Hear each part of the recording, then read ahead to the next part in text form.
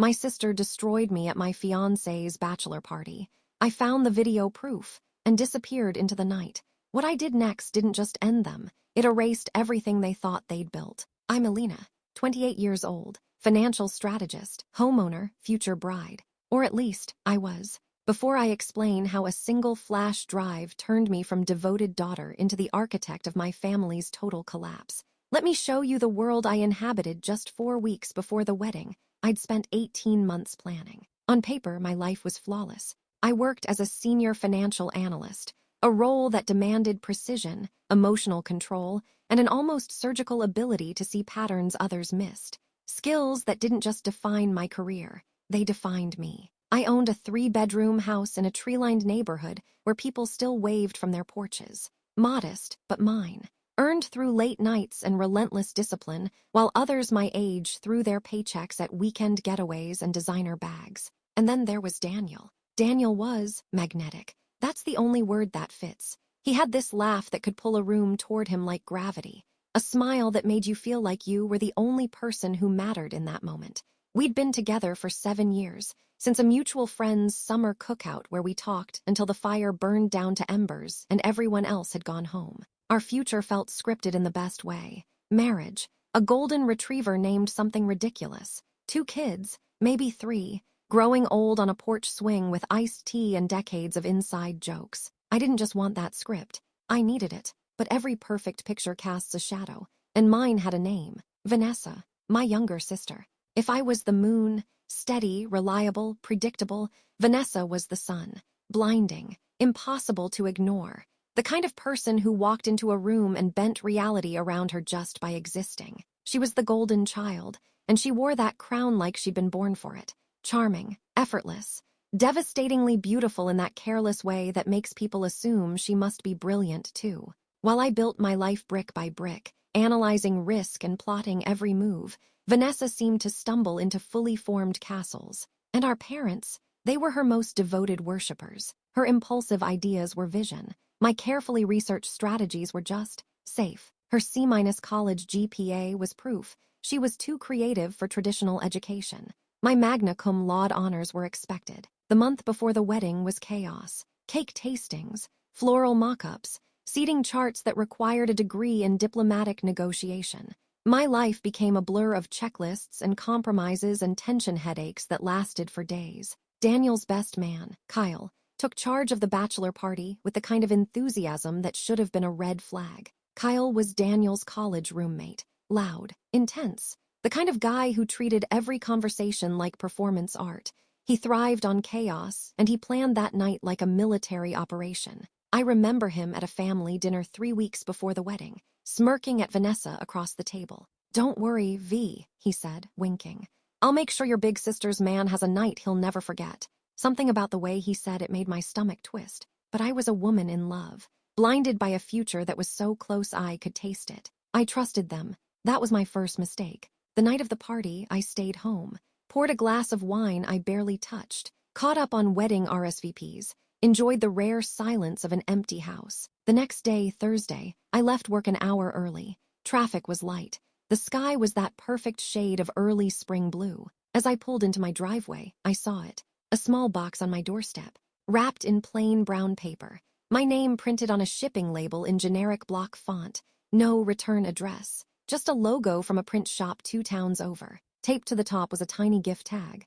"From your work crew. Congrats on the big day." It felt wrong. My coworkers had already given me a gift card at the office bridal shower, but I shrugged it off. Maybe someone felt guilty about the cheap contribution. I brought it inside, set it on the kitchen counter, went through my normal routine, sorted mail, filled a water bottle, scrolled through my phone. But the box sat there, watching me. Finally, I grabbed a knife and slit the packing tape. Inside, nestled in black tissue paper, was a single flash drive. Taped to it was a folded piece of paper. My fingers went numb as I opened it. 4 words, printed in cold, impersonal font. "Thought you should see this." The air left my lungs. This wasn't a gift. This was a weapon.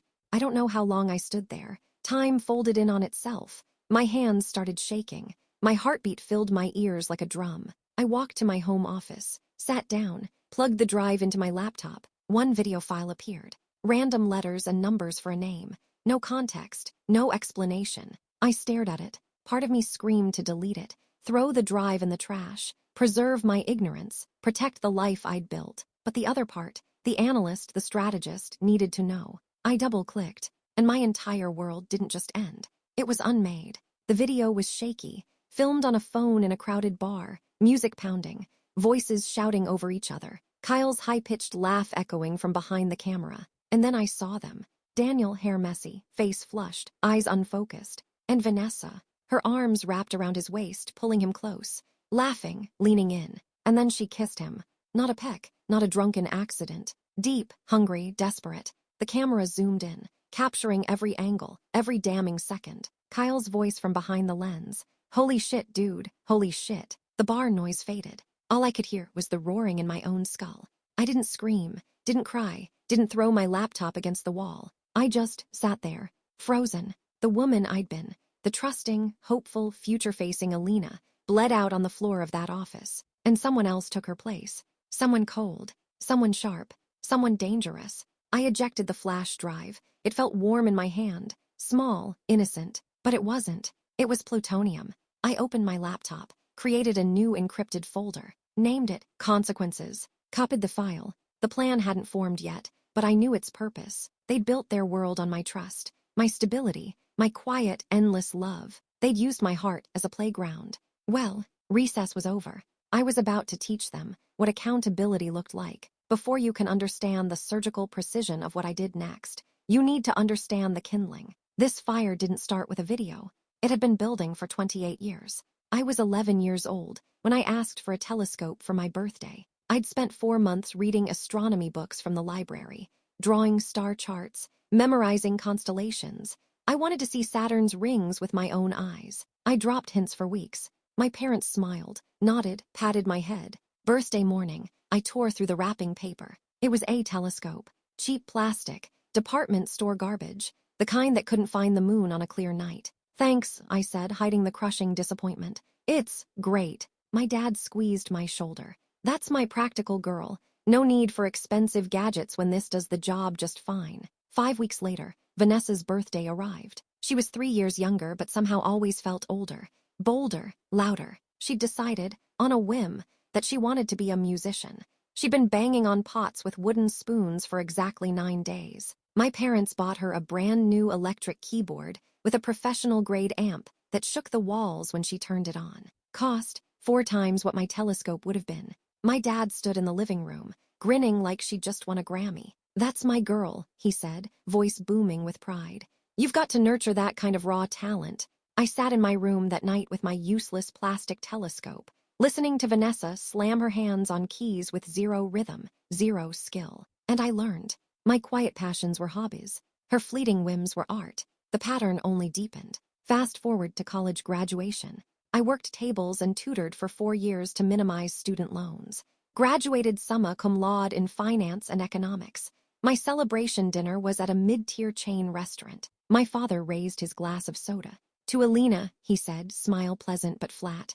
Hard worker, always dependable, we're proud of you. Then he checked his watch. Now let's not stay out too late. Big day Saturday. Gotta be sharp for Vanessa's graduation. Vanessa's ceremony was that weekend. She'd scraped by with a 2.3 GPA in communications and media studies. Barely showed up to half her classes. Her celebration was treated like a state event. Private dining room at the most expensive restaurant downtown. Champagne tower. Endless toasts from relatives I hadn't seen in years. The centerpiece, a brand new convertible, gleaming white, parked outside with an enormous red bow. Vanessa didn't even look surprised. She just ran her hand along the hood, grinned, and said, "Took you long enough." My dad wrapped his arm around her, voice loud enough for the whole restaurant to hear. "This is my daughter, the star. She's got that killer instinct. She's going to take the world by storm." I stood off to the side, holding sparkling cider no one had bothered to refill. I felt invisible, not metaphorically, physically, like I was fatting from the photograph in real time. The professional world was no different. 3 years into my career, I identified a niche opportunity in renewable energy commodities. I developed a complete investment model, innovative, well-researched, and something I was genuinely proud of. I made the catastrophic mistake of mentioning it to my father over Sunday brunch. He seemed genuinely impressed. Wow, Alina, this is seriously smart. You've really thought this through. The next weekend, my dad called a family meeting. My blood turned to ice. Big news, everyone, he announced. Vanessa's launching her own investment venture. Vanessa stood, presenting a watered-down, half-understood version of my strategy. She stumbled over basic terminology, couldn't answer a single follow-up question, but the bones of the idea, unmistakably mine. My mother clutched her chest, like Vanessa had just discovered penicillin. Oh, sweetheart, you've always had such a brilliant mind for business. I looked at Daniel, my boyfriend of 4 years at that point, silently begging him to say something. He just smiled, squeezed my hand under the table. It's so cool how ambitious your whole family is, he whispered. You Pattersons are a powerhouse. A knife through the ribs would have hurt less. He wasn't just ignoring the theft. He was normalizing it, folding my work into the collective myth of the brilliant Patterson girls, where Vanessa was CEO, and I was apparently the unpaid research department. Only my best friend Jordan saw it clearly. I drove to her apartment that night, shaking so hard I could barely hold the steering wheel. She took one look at my face and knew. Let me guess, she said, pulling me inside. Vanessa just invented something that sounds suspiciously familiar. I nodded, couldn't speak. Jordan grabbed my shoulders, eyes fierce. Alina, you have to stop giving them your gold. They don't value it. They just melt it down and make another trophy for her shelf. She was right, but they were my family. How do you just stop? There was one person who understood. My grandfather. He'd been a carpenter, a man of few words but profound, unshakable wisdom. Before he passed when I was 23, he gave me advice more valuable than any inheritance. In his hospital room, he waved my parents and restless Vanessa out. He wanted to speak to me alone. His hand, rough and scarred from 60 years of shaping wood, gripped mine with startling strength. Alina, he rasped, eyes sharp and clear. Your father's a good man, good heart, but he's got a blind spot the size of a freight train. He paused, breath rattling. He sees flash, not substance, but you've got my eye. You see the grain in the wood, the hidden strength. Another breath, slower this time. Look after them, they're family, but listen close, kiddo. His grip tightened. Look after yourself first. He stared into my eyes. Don't you ever let them make you feel small. And don't you dare let them forget what you're worth. I tried to honor both parts. I did look after them, in ways they never saw. When my grandfather left me a small inheritance, $18,000, I invested it carefully, grew it. When my parents casually mentioned their retirement savings were just sitting there, I didn't just look. I took over. Silently, without fanfare. I turned their stagnant $62,000 into something that could actually sustain them. Not for credit, for peace, because it was easier than fighting. Sitting in my car 12 hours after watching that video, parked at a rest stop in the middle of nowhere, all those ghosts came flooding back. The plastic telescope, the stolen idea, my grandfather's dying words. This wasn't just about Daniel sleeping with Vanessa. This was about a lifetime of being erased, underestimated, used. This was about them treating my worth, my brilliance, my love, my life, like it was disposable. The pain was crushing, but underneath it, a strange, cold lightness. The burden of being the good daughter, the peacekeeper, the invisible architect of everyone else's happiness. It lifted. They'd finally pushed too far, and my grandfather's voice echoed in my head. Look after yourself first. I pulled out the burner phone I'd bought that morning with cash, scrolled past the names of everyone who'd betrayed me, found Jordan's number. She answered on the first ring. It's done, I said. My voice didn't sound like mine. All of it. Where are you? She asked, calm, steady. Driving. I don't know where yet, but I'm gone. Okay, she said simply. Stay safe. Call me when you land. We'll figure out the rest. I hung up, pulled out my real phone, powered it off, snapped the SIM card in half. The tiny crack was the most satisfying sound I'd ever heard. The escape was real, and the war had just begun. The first 36 hours were a masterclass in controlled demolition. I checked into a roadside motel under a fake name, paid cash, bought a cheap laptop and another burner phone from a big box store 3 towns over. Sleep was impossible. Instead, I sat under buzzing fluorescent lights, fueled by gas station coffee and a clarity sharper than any blade. Objective 1, dismantle the wedding. It was the most public symbol of the life they'd destroyed, the centerpiece of the illusion. It had to burn first. I accessed our shared cloud folder, opened the wedding planning spreadsheet, and I started making calls. The venue coordinator, a cheerful woman named Diane, answered on the second ring. Good morning.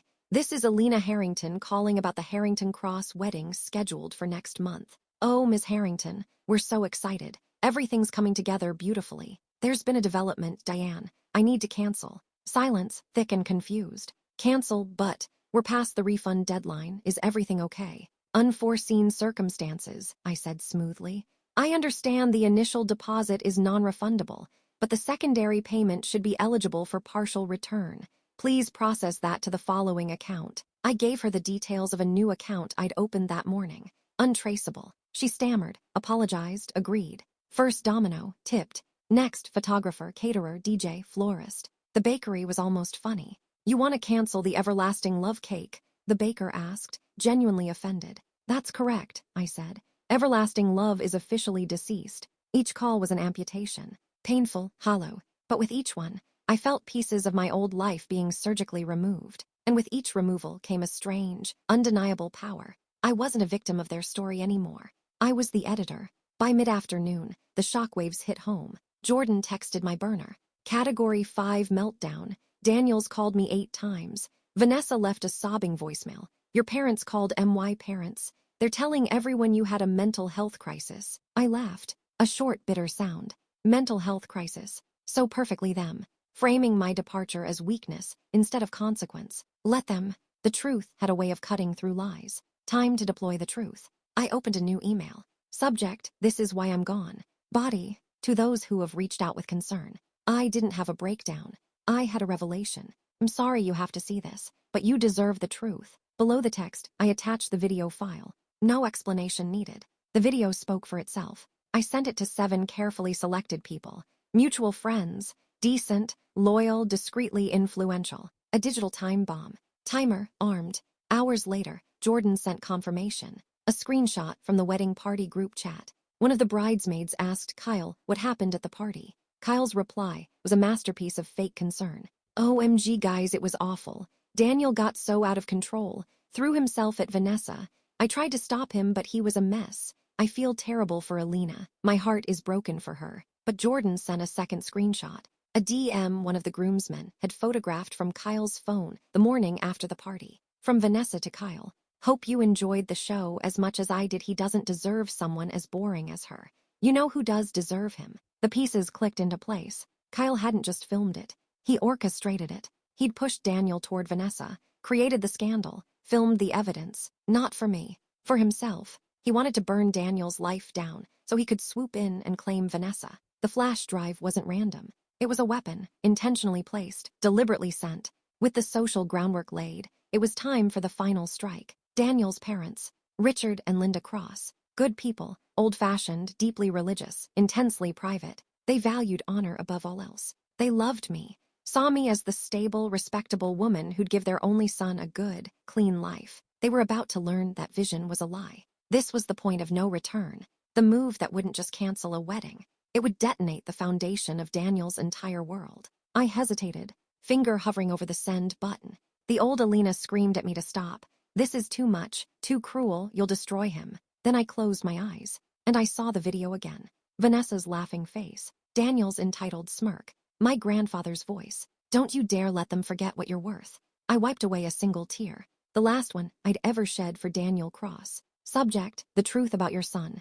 Mr. and Mrs. Cross. It's with deep regret that I'm writing to inform you the wedding has been canceled. The reason is in the video below. I'm sorry you have to see this, but you deserve to know the truth about the people involved. I attached the video link, added a copy of the couple's therapy intake form we'd filled out 2 months ago, proof of the effort I'd put into our relationship. Subtle, devastating. I took a breath and clicked send.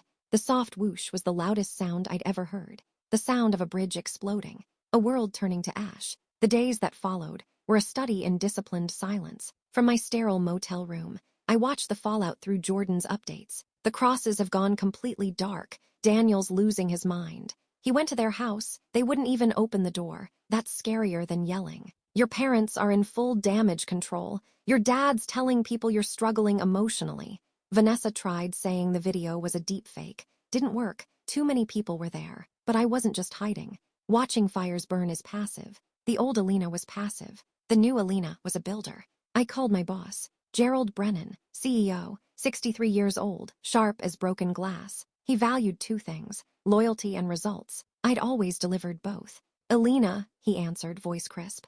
My assistant said you needed personal time. I trust everything's manageable. Family emergency, Mr. Brennan. The wedding's been called off. I'll need 3 weeks, but I want to assure you, my work won't suffer. I've already prepped contingency plans for the quarterly audit. A pause. I'm sorry to hear that. A broken engagement is a terrible thing. Take the time you need. Your work's always been exceptional. This was my opening. Actually, sir, this situation has forced me to restructure my personal priorities.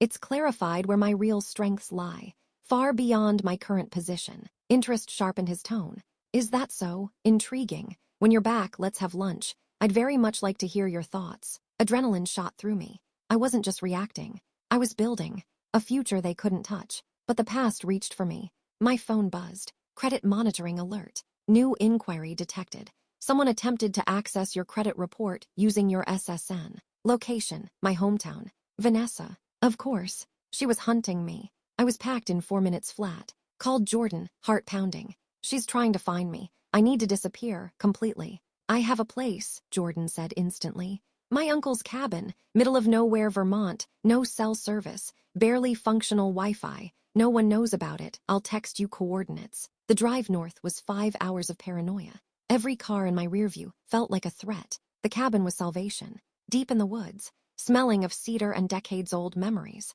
For 3 days I breathed. The silence was absolute, just wind through pine trees. I felt safe. That safety shattered on day 4. The crunch of tires on gravel. I froze, grabbed the iron poker from beside the fireplace, pressed myself against the wall. A car door slammed. A voice called out. Alina, it's me, it's Marcus. Jordan told me where you were, she was worried. Marcus, my cousin, the family peacemaker, always neutral. I opened the door cautiously. He stood there, face painted with genuine concern. I can't believe what they did, he said, stepping inside. It's unforgivable, the whole family's in chaos. For an hour, he played his part perfectly. Let me talk, listened, validated my pain, made me feel like I had an ally. Then he made his move. He leaned forward, expression shifting to negotiation mode. Listen, Alina, I talked to your dad. He's devastated. Your mom hasn't stopped crying. What Vanessa and Daniel did was horrible. No excuse. But you going scorched earth, sending that video to everyone, it's destroying the family's reputation. Grandpa's legacy. People are talking. I stared at him, hand tightening on the poker. Reputation. What we need, he continued, voice conspiratorial, is damage control. You need to come home. We'll have a family meeting. Vanessa will apologize on her knees if necessary. You and Daniel can work that out however you want. But the key is presenting a united front. Shut down the gossip, for the family's sake. For the family's sake. Not mine. Not justice. For image. He wasn't an ally. He was a PR agent dispatched to convince me to bury my pain for their comfort. One more person telling me my suffering was secondary to their social standing. The last thread connecting me to that family snapped. You should go, Marcus, I said, voice eerily calm. Alina, just think. I have thought about it, I interrupted. A cold idea crystallized. And you're right, a meeting's a great idea. I smiled. Tell my father I'll be there. I have some things I'd like to discuss, face to face. Relief flooded his features. He thought he'd won. That's the right call, Alina, really. He left, practically glowing with self-satisfaction. He had no idea what he'd just done. He hadn't brought the prodigal daughter home. He'd delivered the executioner, an invitation to the gallows. The living room of my childhood home felt like a stage set for Greek tragedy. The air was thick, suffocating, heavy with unspoken accusations and the cloying scent of my mother's lavender potpourri. I hadn't been here in what felt like a lifetime, yet nothing had changed. Same family portrait on the wall, smiling faces built on lies. Same grandfather clock ticking toward a judgment it couldn't predict. Same worn leather furniture arranged like a courtroom. They were all there, every architect of my pain. My father sat in his throne-like armchair, face carved from stone and disappointment. My mother perched on the edge of the sofa, the perfect picture of a grieving matriarch, tissue clutched in trembling hands. Daniel sat beside her, looking pale, hollowed out, a ghost of the magnetic man I'd planned to marry. Vanessa paced near the window like a caged animal, all swagger gone, replaced by twitchy, raw desperation. Cousin Marcus stood by the fireplace, arms crossed, looking pleased with himself. The diplomat who'd brokered peace. I walked slowly to the empty chair facing my father, the one reserved for guests, for outsiders, and sat down. I placed a slim, black leather portfolio on the coffee table between us. The silence stretched, heavy, choking. My father appointed himself judge and spokesman. Elena, his voice was stern, controlled.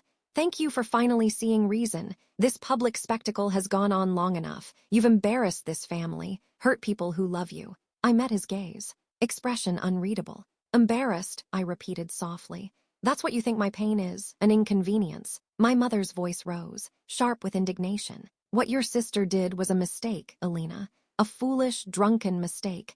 But families forgive. You don't tear a family apart over one mistake. Daniel took his cue, launched into what was clearly a rehearsed speech.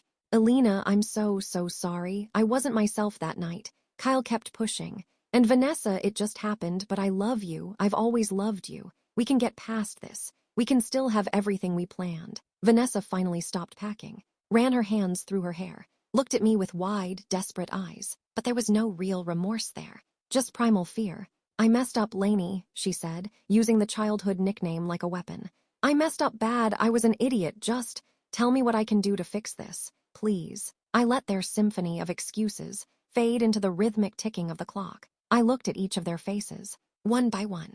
They didn't see me. They saw a problem, a rogue variable disrupting their comfortable equation. I leaned forward slowly, opened the portfolio.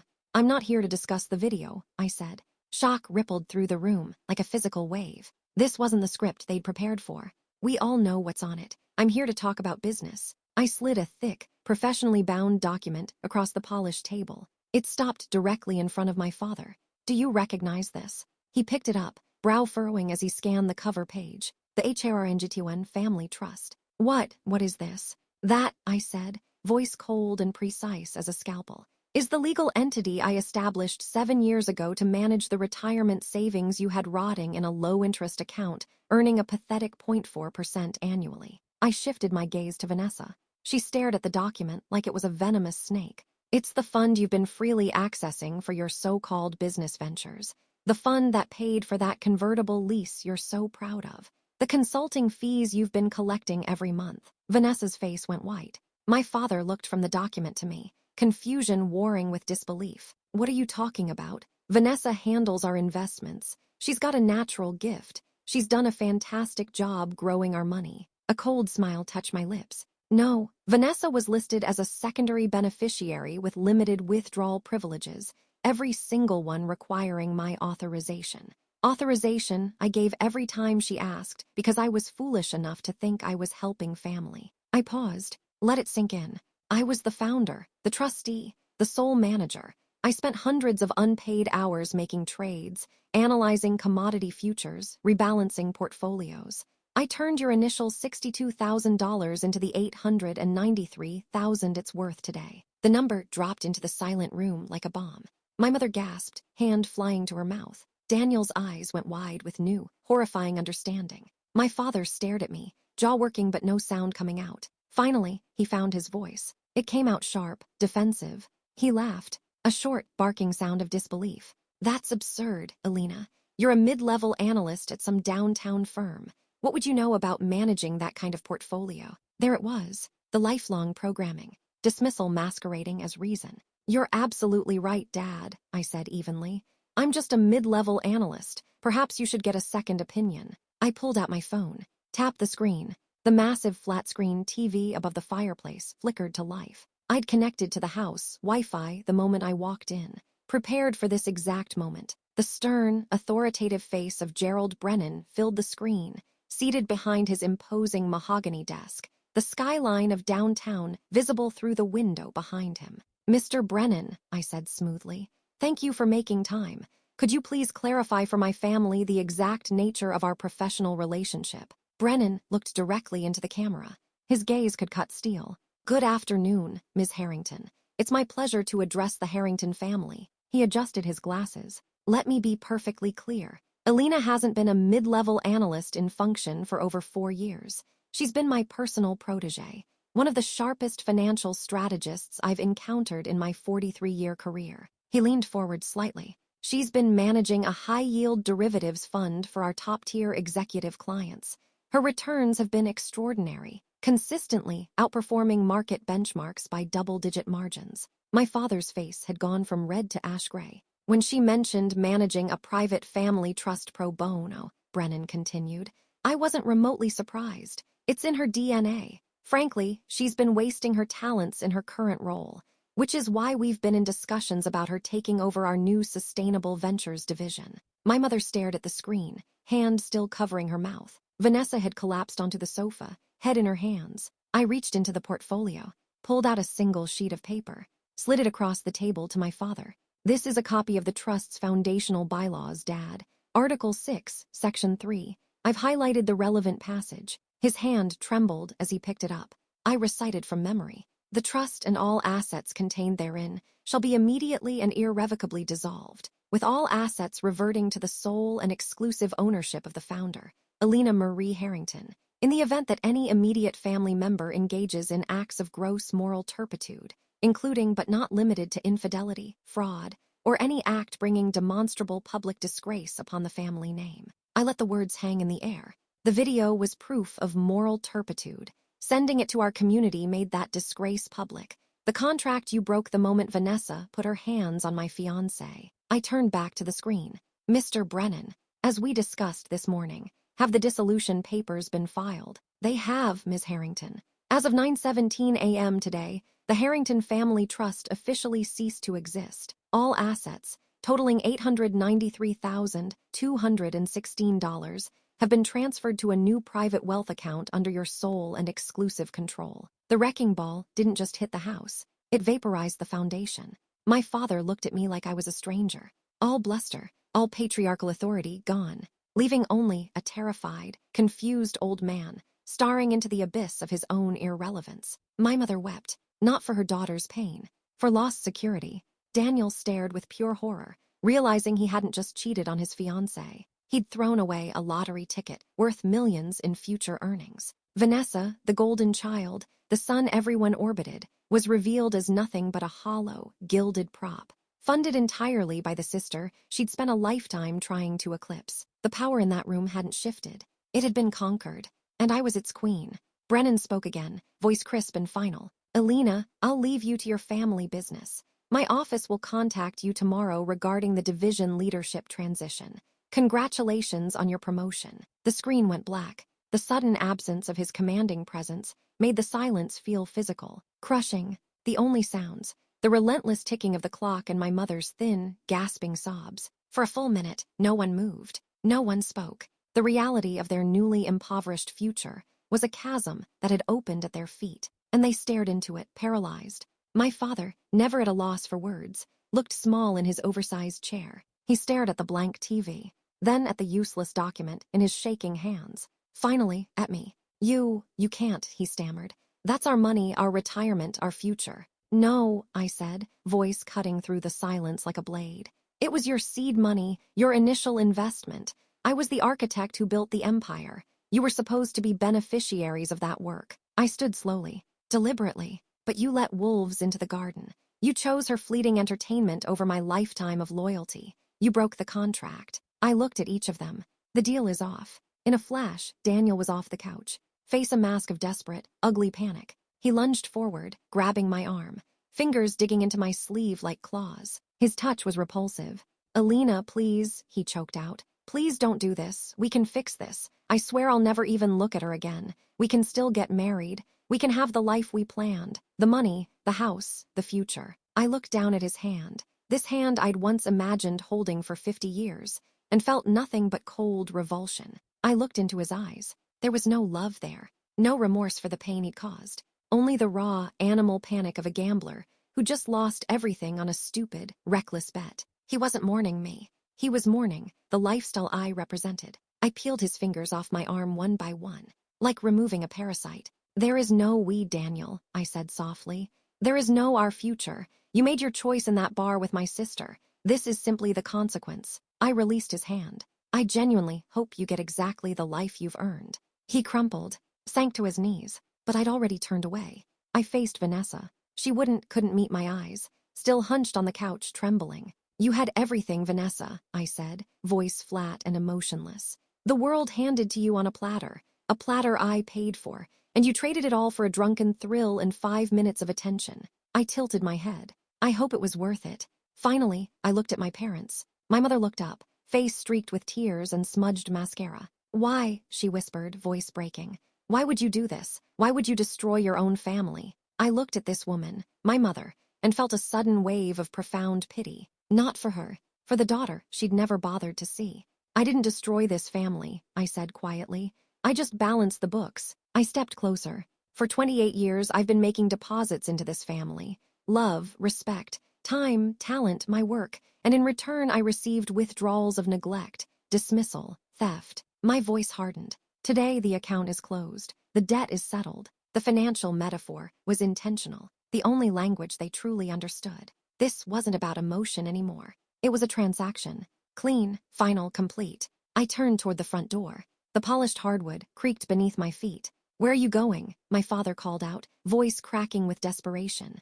I paused at the threshold, hand on the cool brass knob, but I didn't turn around. I didn't want my last image of them to be their broken faces. I wanted it to be this, the back of my head as I walked away. "I'm going to my life," I said to the door. "The one I built, the one I've earned." I stepped over the threshold into the cool evening air, pulled the heavy oak door shut behind me. The solid click of the latch was the sweetest sound I'd ever heard, the sound of a prison door locking, with all my jailers trapped inside. I walked down the driveway slowly, taking my time, savoring every step. I passed the basketball hoop, where Vanessa always beat me because she played dirty and I played fair. I passed the garden my mother tended with more care than she'd ever given my feelings. I passed the garage where my sensible sedan was parked next to the empty space where Vanessa's leased convertible used to sit, before the repo company came for it that morning. I'd made that call too.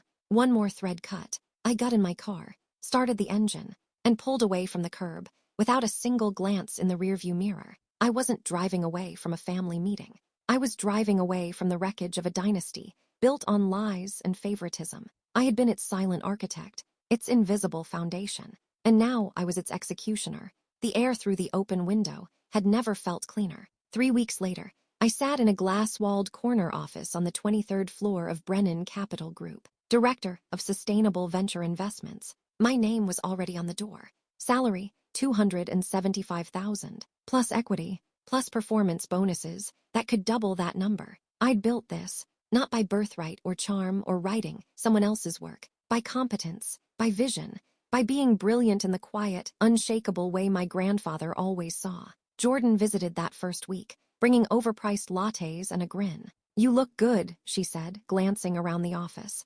"Like, scary good, like you just leveled up in real life. A real one this time." "I feel like I've been holding my breath for 28 years, I said, and I finally exhaled. She raised her cup. "To breathing. To breathing," I echoed. The fallout continued in waves. Daniel's parents formally disowned him, cut him out of the family trust. He moved back into a cramped apartment with 2 roommates, working a sales job he hated. He sent me an email once. Subject, "I'm sorry." I deleted it without reading past the first line. Vanessa tried to start 3 different businesses in 4 months. All failed spectacularly. Last I heard, she was working retail at a mall 2 states over, using a different last name. My parents, they sold the house, downsized to a small rental. My father took a part-time, consulting gig to make ends meet. My mother sent a letter 6 months later. It wasn't an apology. It was a plea, begging me to reconsider, to restore the trust, to remember I was still their daughter. I read it once,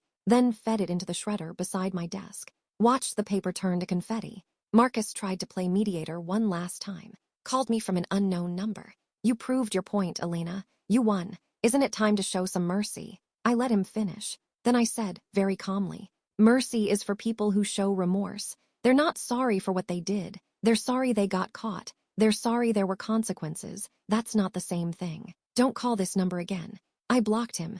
Another thread severed. A year later, I stood in my new townhouse. Sleek, modern, floor-to-ceiling windows overlooking the river. Bought with my money, built with my success. No ghosts here. No stolen credit. No invisible labor. Just mine. Jordan was helping me hang artwork in the living room. A massive abstract piece I'd bought from a local artist, just because I liked it. "You ever think about them?" she asked carefully. I considered the question. "Sometimes," I admitted. But not the way you'd think. I don't miss them. I don't hate them anymore either. I stepped back, eyeing the frame. I just don't feel anything, and that's exactly how it should be. She nodded. You did the right thing, walking away, burning it all down. Some people spend their whole lives trying to get their family to see them. She looked at me. You just made them irrelevant instead. That's the most powerful thing I've ever seen. That night, alone in my new home, I poured a glass of sparkling water, walked out onto the balcony. The city lights stretched out before me like a constellation. I raised my glass to the sky, to my grandfather, wherever he was. I looked after myself first, I whispered, just like you said, and I never let them make me feel small again. The wind carried my words away, and for the first time in my life, I felt free. Truly, completely free. 18 months later, the conference room on the 31st floor had floor-to-ceiling windows overlooking the harbor. I stood at the head of the table, presenting quarterly projections to a room full of senior executives and potential investors. My team's sustainable energy portfolio had just closed its most profitable quarter in company history, $17.3 million in returns. A standing ovation when I finished. Gerald Brennan approached as the room emptied, rare smile on his weathered face. Extraordinary work, Alina. Truly. I'm making it official next week. You're being promoted to senior vice president, youngest in company history. He extended his hand. I shook it firmly. Thank you, Mr. Brennan. I won't let you down. You never have, he said simply. As I gathered my materials, my phone buzzed. A text from Jordan. You're not going to believe who just walked into my coffee shop. Check your email. Forwarding security cam footage. You need to see this. My stomach tightened. I opened my laptop. The video file loaded. And there she was. Vanessa. The footage was grainy but clear enough. She looked different. Thinner, hair pulled back in a simple ponytail instead of her usual glamorous waves. Wearing a plain jacket and jeans. No designer labels. No oversized sunglasses. She ordered something at the counter. Paid with carefully counted bills. Sat alone in the corner booth, staring at her phone like she was waiting for someone. Jordan appeared in frame, leaning down to say something. Vanessa's face crumpled, wiped her eyes, stood up and left. I stared at the frozen final frame for a long moment. Then Jordan called. Did you watch it? I did. She asked about you, Jordan said carefully. Asked if I was still in touch with you, if you were doing okay. What did you tell her? I said you were thriving, that you'd built an incredible life, and that she should leave you alone. She cried, Alina, really cried. Said she didn't want anything from you, just wanted to know you were happy. I closed my laptop. Good, I said softly. Good. Good that she knows I'm happy. Good that she has to live with what she threw away. Jordan was quiet for a beat. You're ice cold, you know that. No, I corrected. I'm just done. But I wasn't, really. Because 2 weeks later, she found me. I was leaving the office late, nearly 8 p.m., when I saw her sitting on the bench outside the building lobby. She stood when she saw me, hands shoved in her jacket pockets. For a moment, neither of us spoke. Hi, Lainey, she said quietly. Don't call me that. She flinched. Right, sorry, Alina. I adjusted my bag on my shoulder. What do you want, Vanessa? She swallowed hard. I just wanted to see you, to say I'm sorry, face to face. Not through an email you'll delete or a message you'll ignore. You're a year and a half late. I know. She looked down at her worn sneakers. I know I don't deserve your forgiveness. I don't even deserve 5 minutes of your time. But I needed you to hear me say it. Out loud, I'm sorry. Her voice cracked. I was selfish and stupid and cruel. I took everything you did for us, for me, and I treated it like garbage. I destroyed the best person in my life because I was jealous and reckless and... Stop. She stopped. I looked at her. Really looked. The golden girl was gone. This was just a tired, worn-down woman drowning in regret. Are you waiting for me to tell you it's okay? I asked. That I forgive you, that we can hug and rebuild and be sisters again. Tears spilled down her cheeks. No, I know that's not going to happen. I just needed to say it. I needed you to know that I know what I did, and I'm sorry. Okay. She blinked. Okay. You said it, I heard you, and now I'm going home. I walked past her toward the parking garage. She didn't follow, but her voice stopped me at the door. I'm proud of you, you know. I turned slowly. She was crying openly now, not bothering to wipe her face. I saw the article in Business Weekly about your promotion, your success. You did all of that by yourself, and I'm so proud of you, even if I have no right to be. Something flickered in my chest. Not forgiveness, not reconciliation, just closure. Take care of yourself, Vanessa, I said, and I meant it. Not warmly, not coldly, just truthfully. I walked through the door and didn't look back. 6 months later, I was having dinner with Jordan at our favorite bistro downtown when I saw him. Daniel. He was across the street, getting out of a beat-up sedan that had seen better days. He looked older, tired. The magnetic confidence that once defined him was just gone. Jordan followed my gaze. Oh, hell no. Do not let him ruin our night. He's not, I said calmly. But Daniel had seen me. He hesitated, then crossed the street. Jordan tensed, ready to unleash hell. I put a hand on her arm.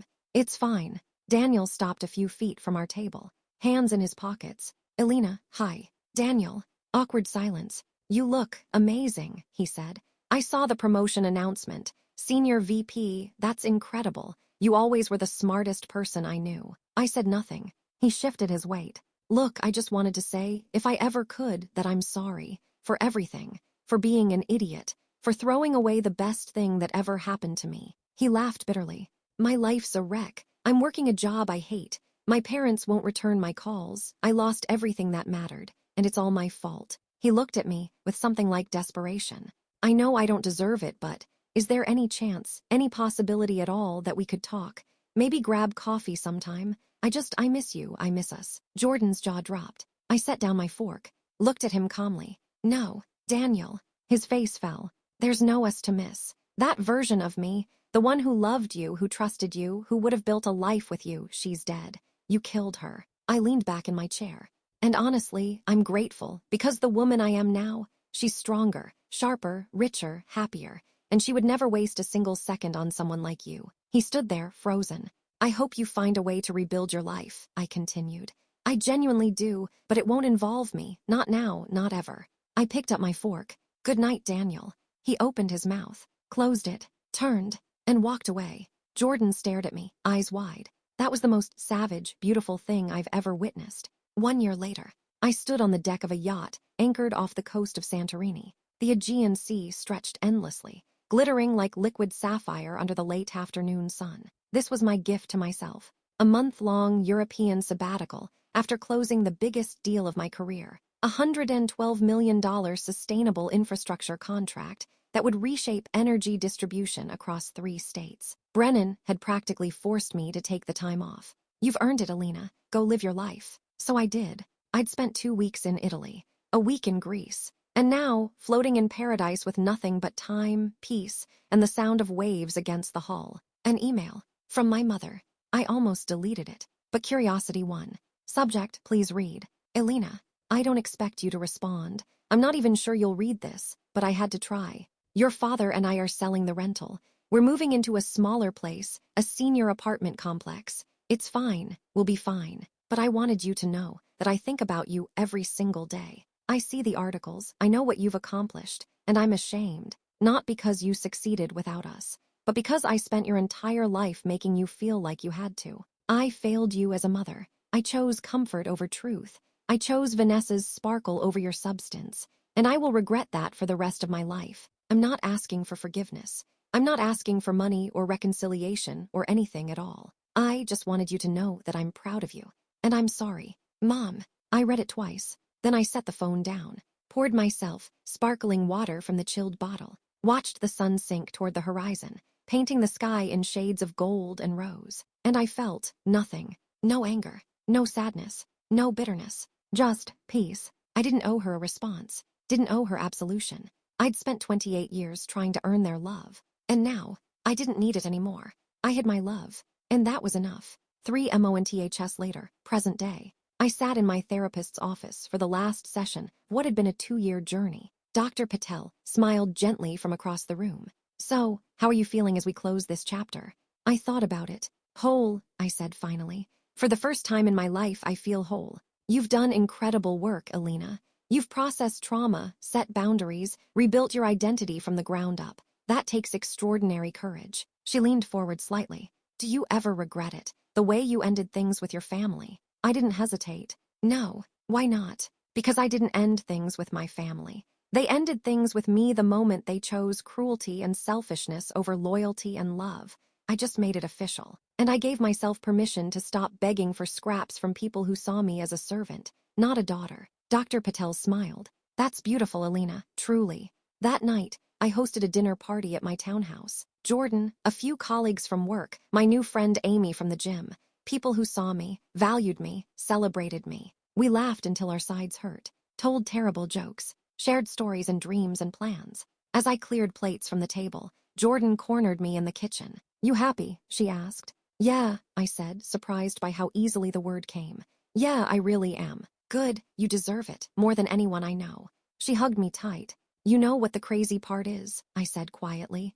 "I spent so much of my life trying to be enough for them, and I never was." I pulled back, meeting her eyes. But now I realize I was always enough. They just couldn't see it. And that was never my failure, it was theirs. Jordan grinned. "Damn right." I was featured on the cover of Forbes Under 40. The headline read, "Alina Harrington, the quiet genius reshaping sustainable finance." The article detailed my rise, my strategies, my vision for ethical, profitable investing. There was a photo of me in my office, confident and composed, overlooking the city I'd conquered. The journalist asked about my family. I kept it simple. "I come from a complicated background, but I've learned that the family you choose, the people who see your worth and celebrate it, matter more than the family you're born into." The article went viral, shared millions of times. I received hundreds of messages from women who'd been overlooked, from people who'd been underestimated, from survivors who'd walked away from toxic families and rebuilt their lives.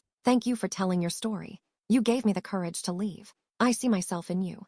I read every single one, and I replied to as many as I could, because I remembered what it felt like to be invisible, and I never wanted anyone else to feel that way. One final encounter. 2 years after the confrontation, I was keynote speaker at a national finance summit in Chicago. 1,500 people in the audience. I spoke about resilience, about value, about refusing to let other people's blindness define your worth. The standing ovation lasted 4 minutes. Afterward, at the VIP reception, a woman approached me. Mid-50s, professional, kind eyes. "Ms. Harrington, that was extraordinary, thank you." "I appreciate that," I said, shaking her hand. "I'm Linda Cross," she said quietly. "Daniel's mother." She saw the recognition in my eyes. "I'm not here to defend my son," she said quickly, "or to ask anything of you. I just wanted to tell you something I should have said years ago." She took a breath. "You were the best thing that ever happened to him, and he destroyed it. We know that, I know that." Her eyes glistened. "I'm so sorry for the pain he caused you, and I'm so incredibly proud of the woman you've become. You didn't just survive what he did, you transcended it." She pressed something into my hand, a small card. "If you ever want to talk, not about him, just about life, about anything, I'd be honored. But no pressure. I just wanted you to know that I see you, and I always did." She walked away before I could respond. I looked down at the card.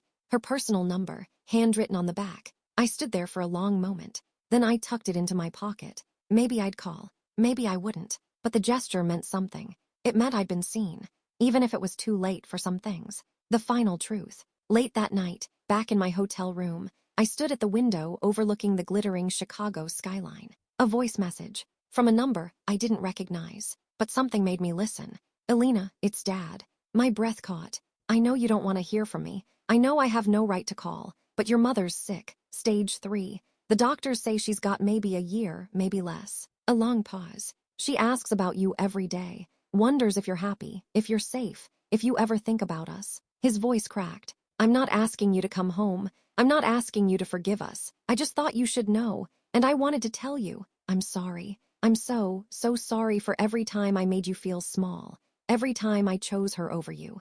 Every time I dismissed your brilliance because I was too blind to see it." Another pause. "You were right about everything. And I was wrong, I hope.